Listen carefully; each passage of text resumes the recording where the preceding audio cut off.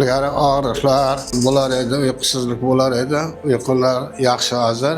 O'zbekistonning hech bir tochkasida ko'rmagan apparatlardan foydalanib, bizni kampirda davolashga yordam beryapti. Assalomu alaykum hurmatli hamyurtlar.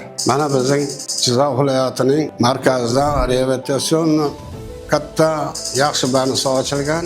Uni tashkillashtirgan O'g'lay Ahmedovaga ming marta rahmat. Bu yerdagi sharoitlar juda mukammal, yaxshi. Qizlar yaxshi qarashyapti. Mening kampirim aprel oyida insulin bo'lgan edi. Mana shu yerga kelgandan beri insulinga pasaydi. Ilgari og'riqlar bo'lar edi, uyqusizlik bo'lar edi. Uyqular yaxshi hozir. Og'riqlar yo'q. Dori-darmonlar bari yetkazib turibdi. Biz mana shu yerdan 14 turdagi muolajalar olyapmiz. Bularda igna terapiya, fizioterapiya, jismoniy tarbiya. Xullas, bunday aytganda, O'zbekistonning hech bir tochkasida ko'rmagan apparatlardan qizlar foydalanib, bizni kampirda davolashga yordam beryapti. Buning uchun rahmat.